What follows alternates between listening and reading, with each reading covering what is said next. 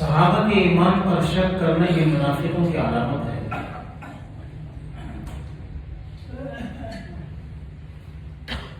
اور صحابہ کے ایمان یا صحابہ کی شان میں کوئی حقیقت آمیز جملہ کہنا یا ان کے بارے میں کوئی ایسا جملہ کہنا جس سے ان کی شان میں تنقید سمجھی جاتی ہو یا ان کی ذات پر تنقید سمجھی جاتی ہو، یہ کافر سے بڑا کافر ہے اور اس کو منافق کہتے ہیں۔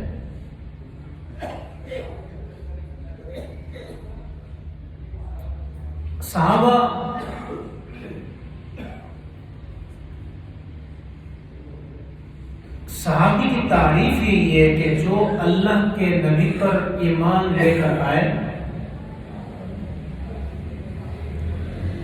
اور اس ایمان کی حالت میں اس کا انتقال ہو، وہ صحابی ہے۔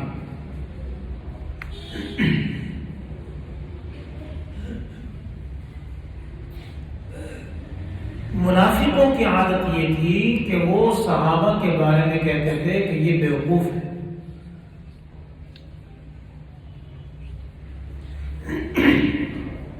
کیا کہتے ہیں صحابہ کو؟ بیوقوف۔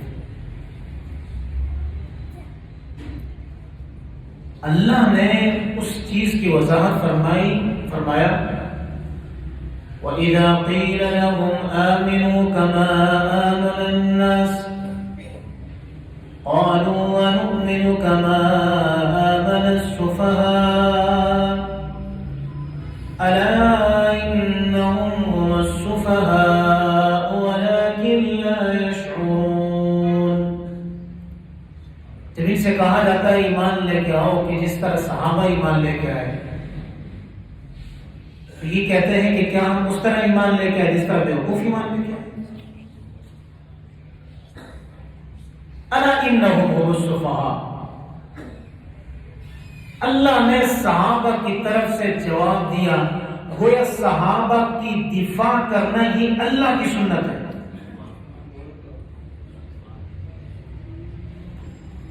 صحابہ کی دفاع کرنا اللہ کی سنت ہے۔ اللہ نے فوراً جواب دیا، الا، ہوشیار، الا کا جملہ، اللہ کا جملہ جب کسی کو متنبہ کرنا ہوتا ہو، کسی کو ایک طرف متوجہ کرنا ہوتا ہو، فوراً اللہ، خبردار۔ آپ نے لکھا گاڑی کے پیچھے لکھا نا خطرہ، خطرہ، اللہ انہم هم السفہاء۔ اللہ کہتے ہیں یہ صحابہ کو بیوقوف کہتے ہیں، انہم هم السفہاء، انہم هم السفہاء۔ ذرا تاکید دیکھیں، ان بے شک، ہم پھر بھی اس کا اشارہ، ایک دفعہ ہم کافی تھا، پھر فرمایا ہم السفہاء، خبردار یہی جو ہے نا، یہی سب سے بڑے بیوقوف ہے۔ ولکن لا یشعرون، کو پتہ ہی نہیں۔ میں کیوں کہہ رہا ہوں کہ یہ منافق جو ہے یہ کافر سے زیادہ بدتر ہے؟ کافر سے کیوں بدتر ہو گیا؟ اللہ نے قرآن کریم میں ان کے بارے میں فرمایا، ان المنافقین یخادعون اللہ وهو خادعهم واذا قاموا الى الصلاة قاموا كسالى يراؤون الناس ولا يذكرون الله الا قليلا مذبذبین بین ذلك لا الہ هؤلاء ولا الہ هؤلاء۔ نہ یہاں کے نہ وہاں کے، نہ یہاں کے ہیں نہ وہاں کے ہیں۔ صحابوں کے خلاف بولے نہ یہاں کے ہیں نہ وہاں کے ہیں، بیچ میں۔ اللہ نے فوراً ایک کے بارے میں فیصلہ فرمایا، ان المنافقین فی الدرک الاسفل من النار۔ منافق آدمی یہ سب سے زیادہ جہنم کے نچلے طبقے میں ہوں، ولن تجد له نصیرا، اور ان کے لیے کوئی ٹھکانہ مددگار نہیں ہو۔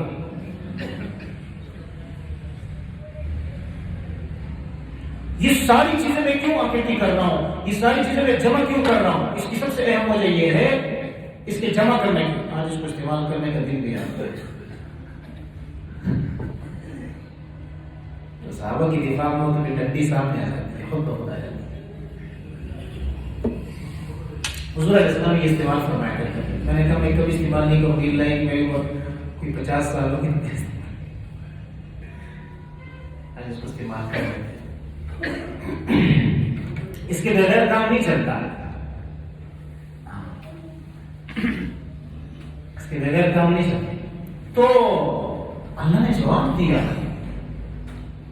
وَلَمْ تَجِدَ لَهُ نَصِيرًا، ان کے لیے کوئی ٹھکانہ نہیں، مددگار نہیں ہے. کیوں جمع کر رہا ہوں میں یہ ساری چیزیں؟ تاکہ مجھ پر فٹ ہو، تاکہ کیا ہو؟ مجھ پر فٹ ہو. کیوں؟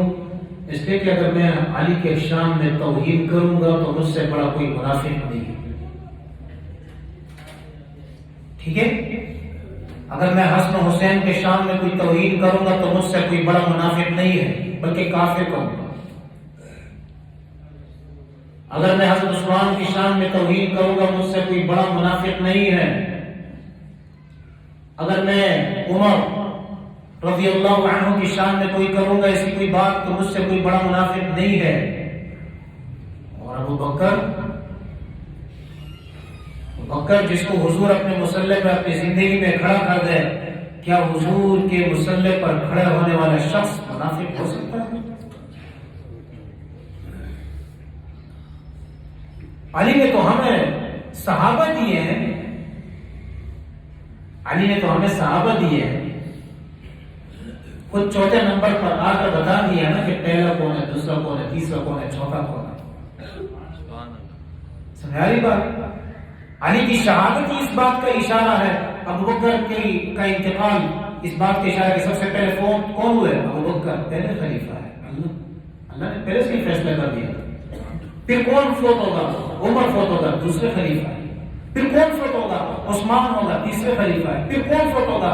علی شہید ہوں گے، چوتھے خلیفہ ہے. اللہ نے ان کی موت سے ہی فیصلہ کر دیا کون کس نمبر. لیکن ایک عجیب بات ہے، ہر صحابی کو صدیق اکبر کون؟ ابو بکر. فیصلے میں سب سے پہلا کون جو سب سے بہترین؟ علی.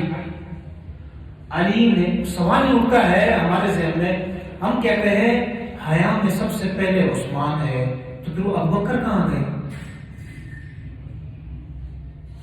نہیں بتاؤ.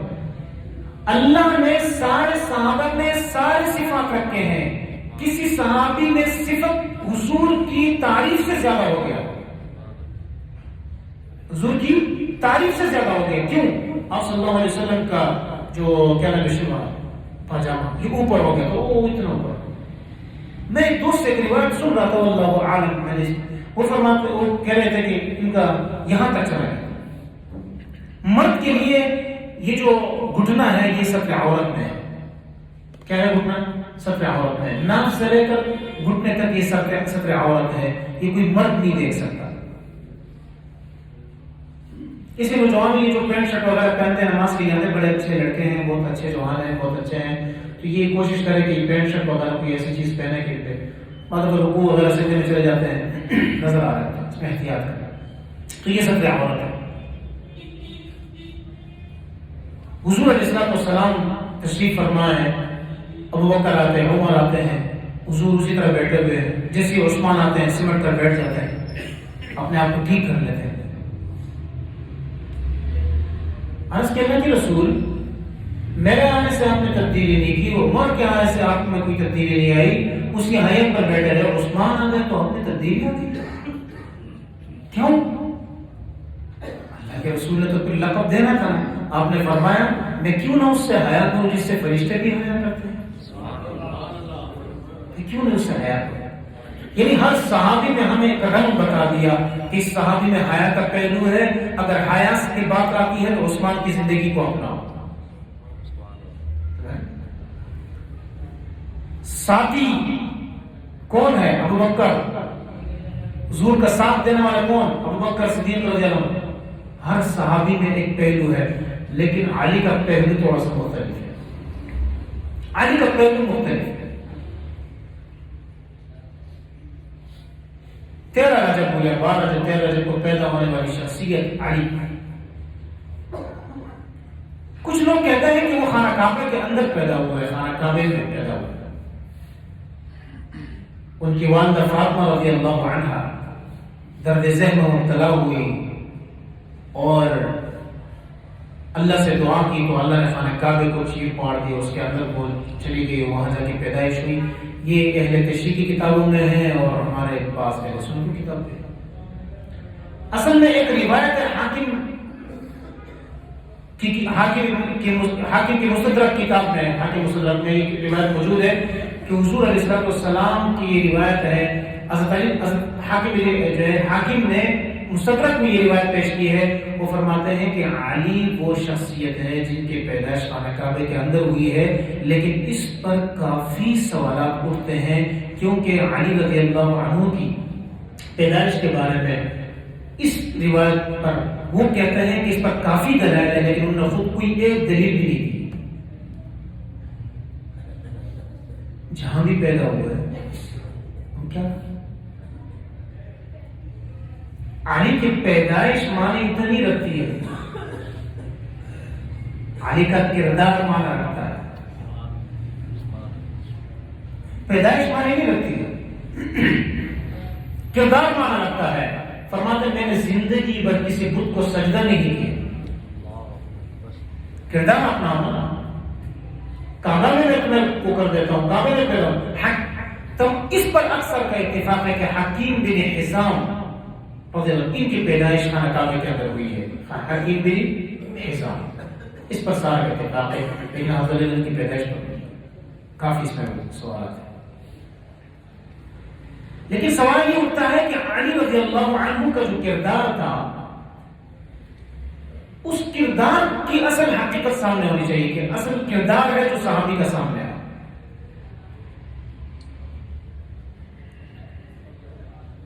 22 سال کی عمر میں، اچھا بچوں میں سب سے پہلے اسلام لانے والے کون ہیں؟ علی. بڑوں میں سب سے پہلے اسلام لانے والے کون ہیں؟ ابوبکر. عورتوں میں سب سے پہلے اسلام لانے والی کون ہے؟ خدیجہ رضی اللہ عنہا. غلاموں میں سب سے پہلے اسلام لانے والے کون ہیں؟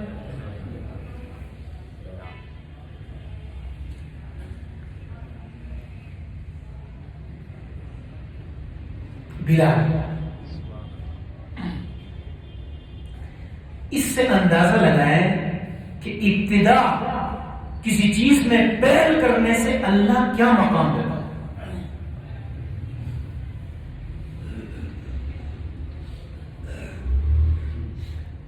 مقام یہ ہے کہ حضور علیہ السلام فرما یہ رہے ہیں کہ میں جنت میں جا رہا ہوں گا، میں جنت میں جا رہا ہوں گا، اور اب حضرت بلال نے رسی پکڑی ہوگی، مجھ سے پہلے جا رہا ہوں.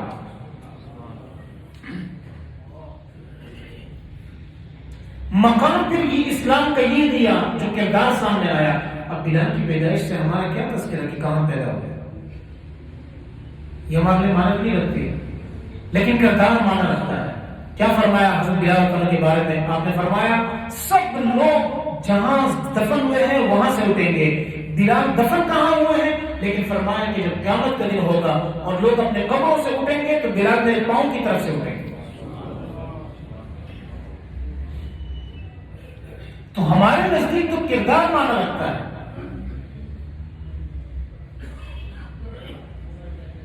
ایسا نہ ہو کہ ہم، اچھا ایک بات یہ بھی ہے، جس طرح حضور علیہ السلام کی کوئی حدیث آپ صلی اللہ علیہ وسلم کی طرف کوئی بات نسبت کرنی ہو، اگرچہ وہ بات صحیح ہے، درست ہے، لیکن ہے جھوٹ، یہ بھی ناجائز ہے. ناجائز ہے. آپ نے فرمایا من کذب علی متعمدا فلیتبوأ مقعده من النار، جو میری طرف جھوٹی کوئی بات نسبت کرے گا وہ اپنا ٹھکانہ جہنم بنائے گا. یہ حضور نے اشارہ اس بات کی طرف دیا کہ میری طرف نسبت ناجائز ہے. اسی طرح کسی بھی صحابی کی طرف وہ نسبت کرنا جو اس میں نہ ہو، یہ بھی ناجائز ہے.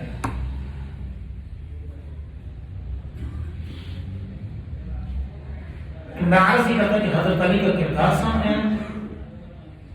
اب آپ اس سے بھی اندازہ لگائیں، ابوبکر ہے، حضور کی بیٹی ہے فاطمہ، ابوبکر نے رشتہ ابو بکر کو رشتہ نہیں دیا گیا، عمر کو رضی اللہ عنہ کو رشتہ نہیں دیا گیا، فاطمہ رضی اللہ عنہ کے لیے آئے تھے، حضرت عمر رضی اللہ عنہ اس نے عثمان بھی آئے، حضرت عثمان رضی اللہ عنہ نے اور حضرت بکر اور عمر رضی اللہ عنہ نے کہا اگر ان کی دوستی نہیں ہوتی تو کیا اس طرح ہوتا، ان کی آپس میں نالگی ہوتی تو یوں ہوتا؟ خدا کے بندے، عثمان تنہوں کی شان میں گستاخی کرنے سے پہلے تمہیں اتنی عقل نہیں آتی ہے کہ حضرت علی تنہوں کے لیے انتظام کرنے والے تھے کون؟ فاطمہ اور حضرت علی رضی اللہ عنہما کے اس نکاح میں گواہ بننے والے تھے کون؟ یہ آیت اس کے بعد علی کے پاس ہے، علی جا کے حضور سے فاطمہ رضی اللہ عنہ کا رشتہ مانگو۔ میں نے کہا میرے پاس تو کچھ ہے ہی نہیں، نہ میرے پاس کوئی درہم دنانیر ہے، نہ میرے پاس کوئی دینے کے لیے کچھ ہے، جہیز ہے، کچھ بھی نہیں ہے، میں کس طرح کچھ کروں؟ انہوں نے کہا نہیں جائیں، آ گئے، کھڑے ہو گئے، کوئی بات بھی نہیں کی، حضور سمجھ گئے رشتہ مانگنے آئے، ایسا مانگنا ہے آئے میں کیا رسول آپ نے فرمایا تیرے پاس کیا ہے؟ جہیز دینے کے لیے جو وہ جہیز نہیں، جو ایک مہر دینے کے لیے کیا ہے؟ انہیں عرض کے لئے رسول میرے پاس کچھ بھی سوائے یہ زیور ہے فلان سے، آپ نے فرمایا یہ فروخت کر دو اور اس کے پیسے لے کے آؤ، اور اپنے گھر سے بھی کچھ چیزیں حضرت فاطمہ رضی اللہ عنہا کو دی گئی، چند چیزیں دی، کھجور کی جو ہے بستر اور تکیہ اور چکی اور یہ چند چیزیں دے کر، لیکن حضرت عثمان نے کہا اے علی زرہ بیچنا ہے مجھے دے، لے لیے وہ زرہ، پیسے کس کو دیے؟ علی کو، اور واپس وہی زرہ حضرت علی کو ہدیہ کر دیا۔ اس کو کہتے ہیں کسی کے ساتھ حسن سلوک کرنا لیکن عزت نفس مجروح نہ کرنا، عزت نفس مجروح نہیں کرنا، واپس دے دیا انہوں نے، یہ میری طرف سے آپ کا تحفہ ہو۔ اور اس طرح یہ دونوں رشتے سامنے آئے۔ آپ صلی اللہ علیہ وسلم نے اپنی بیٹی حضرت فاطمہ رضی اللہ عنہا کن کے نکاح میں کی، لیکن سوال یہ اٹھتا ہے ہمارے ہاں اہل سنت والجماعت بھی عجیب ہے، ہم بھی عجیب ہے، اہل سنت والجماعت کا طبقہ بھی عجیب ہے، اہل تشیع تو ہے ہی، ہم عجیب ہیں۔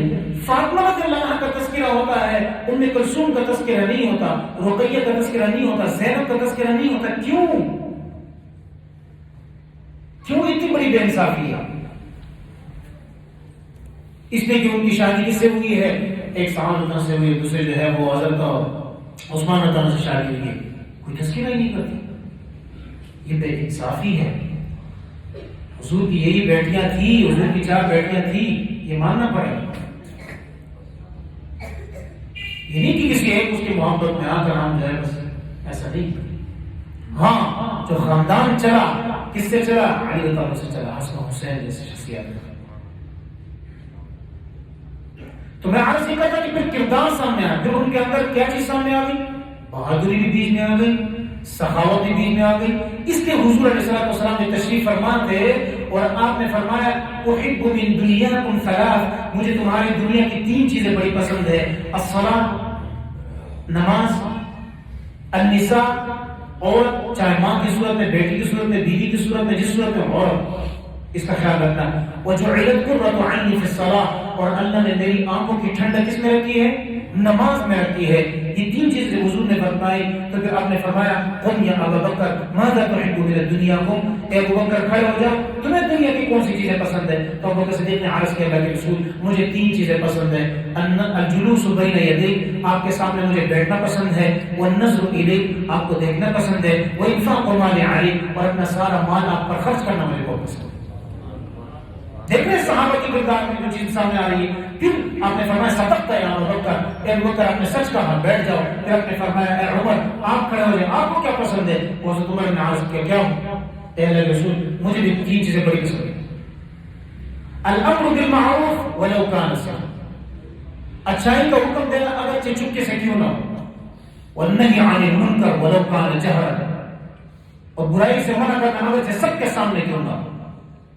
دیکھ شان میں دیکھ رہے ہیں، کردار میں دیکھ رہے ہیں، اسی سامنے آئی وقول الحق ولو کان مرا، اور حق بات کہنا اگرچہ لوگوں کو ٹھنڈ کیوں نہ لگے۔ آپ نے فرمایا صدقت یا عمر، بیٹھ جاؤ، آپ نے بھی سچ کہا۔ پھر آپ نے فرمایا عثمان تجھے کیا پسند ہے؟ اکرام الضیف، مہمان نوازوں کی مہمان نوازی کرنا،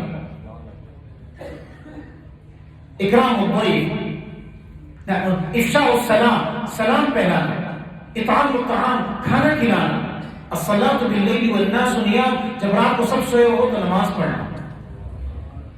آپ نے فرمایا صدقت یا عثمان، بیٹھ۔ دیکھیں اس میں کردار میں کیسا نظر آ رہا ہے؟ حضور نظر آ رہے ہیں ہر صحابی کے کردار میں، ہر صحابی کے چہرے میں حضور نظر آ رہے ہیں۔ پھر آپ نے فرمایا علی کھڑے ہو جاؤ، بتاؤ کیا پسند ہے؟ اصل یہ اکرام الضیف، مہمانوں کی مہمان نوازی کرنا، کچھ بھی نہیں تھا پھر بھی مہمان نوازی کرنا، کچھ بھی نہ ہو پھر بھی اللہ کے راستے ہے۔ اللہ نے آیتیں نازل فرمائی، وَيُطْعِمُونَ الطَّعَامَ عَلَىٰ حُبِّهِ مِسْكِينًا وَيَتِيمًا وَأَسِيرًا إِنَّمَا نُطْعِمُكُمْ لِوَجْهِ اللَّهِ۔ یہ علی کی شان، حضرت فاطمہ کی شان میں اللہ نے یہ آیتیں نازل فرمائی۔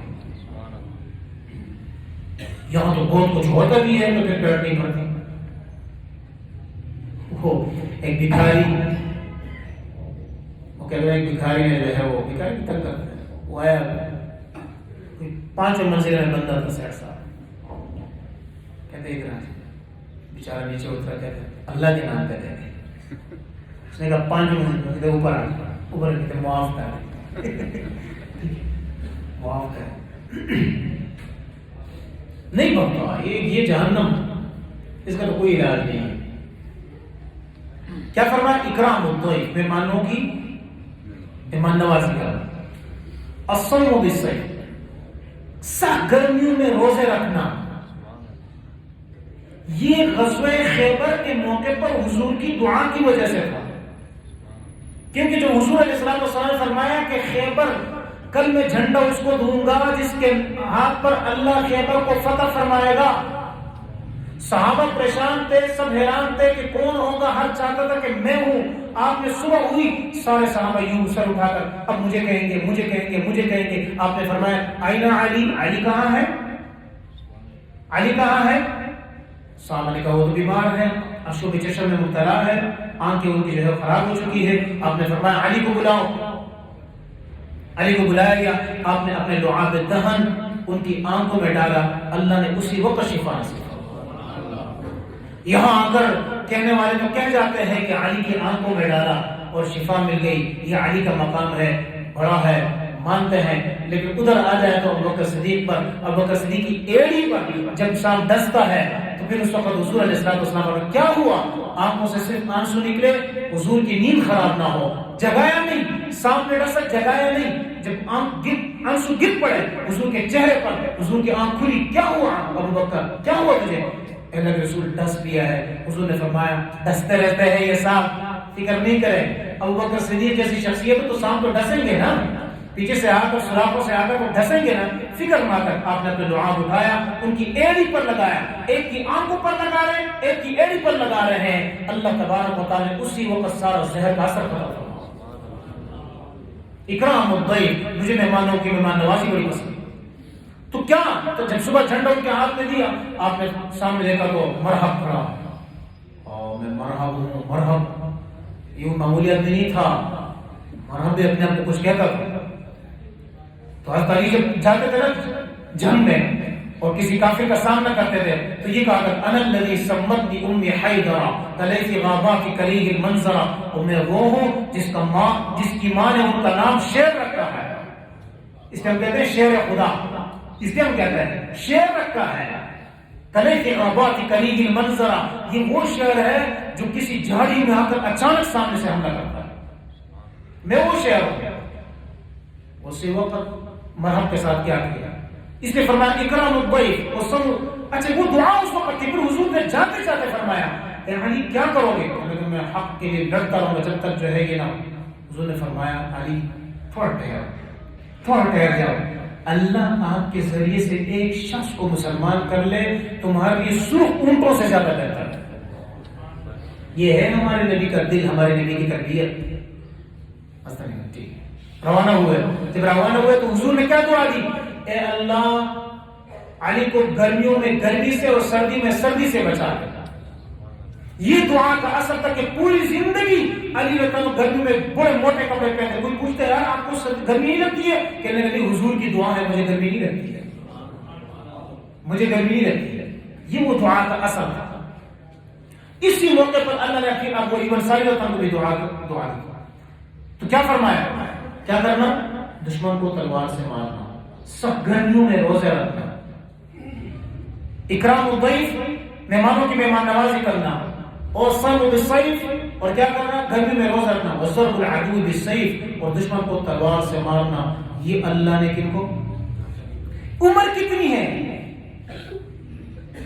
21 سال عمر ہے, 21 سال. یہ جرت اللہ نے دیکھی تھی علی کے چہرے میں, تبھی تو فرمایا کل میرے بستر پر وہ سوئے گا. کون سوئے گا؟ علی سوئیں گے. خود ابوبکر صدیق اور وہ روانہ ہوئے, علی وہاں سوتے رہے. کافروں کی بڑی عجیب عادت تھی کہ پتھر مارے تھے کہ اس کو جگائے نا, اندر جا کے حملہ نہیں کرنا چاہیے, جگائے. تو کیا آواز آتی ہے؟ پتھر لگنے سے ایسی آواز آتی تھی. تو جب نکلے نا تو نے کہا آپ آنے, تو کافر نے کیا کہا؟ ہمیں پتہ تھا کہ حضور نہیں ہے. ہم نے کہا آپ کو کیسے پتہ چلا کہ حضور نہیں ہے؟ صرف تحریر میں لکھا ہے, کہتے اس لیے کہ حضور کو جتنا بھی مارو حضور کی اف کی آواز نہیں نکلتی تھی, حضور کی آواز نہیں نکلتی. ہمیں پتہ چل گیا کوئی اور ہے. تو غزوہ خندق کا موقع تھا. غزوہ خندق کا موقع ہے, حضور علیہ السلام کتنے فٹ؟ 30 گز کا جو ہے, 30 فٹ کا جو ہے ایک کیا نام ہے خندق, اس کی چوڑائی, اس کی گہرائی جو ہے وہ تقریباً 22 فٹ. 30 کتنا ہوگا؟ جب یہ خندق کھودا نا تو مطمئن ہو گئے. کیا مطمئن ہو گئے؟ اب کوئی نہیں آ سکے گا. مشورہ کس نے دیا تھا؟ سلمان فارسی نے مشورہ دیا تھا. اتنے میں ایک شخص آیا, عمر بن عبد الود, گھڑ سوار خطرناک, گھوڑے کو پیچھے لے کے گیا اور وہاں سے اس نے چھلانگ مارا. میں کہہ چھلانگ ماری, 30 فٹ کا خندق کو کھود کر اس طرف آ گیا. کیسے؟ اللہ نے صحابہ کے مقابلے میں کافر ویسے ہی رکھے تھے. آپ کے دشمن سے آپ کو پتہ چلے گا آپ کتنے طاقتور ہیں. ٹھیک ہے, دشمن سے پتہ چل گیا آپ کتنے طاقتور ہیں. پاکستان کے دشمن کون ہے؟ امریکہ ہے, فلانا ہے, فلانا ہے, پتہ چلتا ہے. ہمارے دشمنوں سے ہمارا اندازہ لگایا جائے. استعفی فرمایا کرتے تھے میرے دشمن سے اندازہ لگایا کرو کہ آپ کتنے طاقتور ہیں. طالبان سے اندازہ لگایا جائے کہ ان کے دشمن کتنے تھے. طالبان وہ جب پار کیا تو کہنے لگا کون ہے تم میں سے نوجوان, حال میں کو مبارز, کیا تم میں کوئی ہے لڑنے والا؟ سب نے سر نیچے کیے تھے. اب کیا کہیں, 30 فٹ کا جو ہے وہ تھے کرنے. سارے خاموش. علی نے کہا میں انہوں نے فرمایا ہاتھ نیچے کر, علی بیٹھ جا, تجھے پتہ نہیں کہ عامر ہے, پتہ نہیں کہ عامر ہے, بیٹھ جا.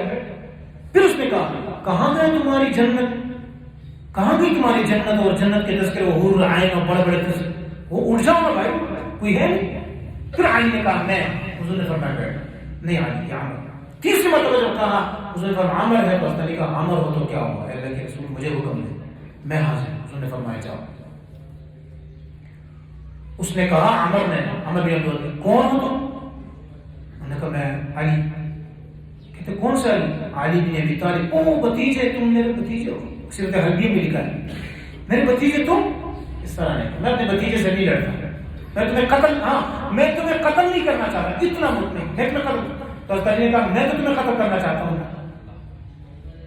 وہاں علی بھی مطمئن ہے, یا وہ مطمئن ہے یا علی بھی مطمئن ہے, میں تو قتل کرنا چاہتا ہوں. تو اس کو غصہ آیا, گھوڑے سے اترا. دشمن کو ہمیشہ غصے میں ڈالے پھر جیت جائے, یہ طریقہ ہے. جس سے جیتنا ہو اس کو غصے میں ڈالے پھر جیت گئے. جو ٹھنڈا رہا نا صحیح دماغ وہ ہمیشہ جیت جاتی. تو غصے میں ڈالا, وہ آیا تو بس ایک گرد و غبار اڑ گیا, دونوں چھپ گئے. تو حضور نے فرمایا اے علی, جب دیکھا تو اس نے ایک حملہ کیا, استری کو لگی.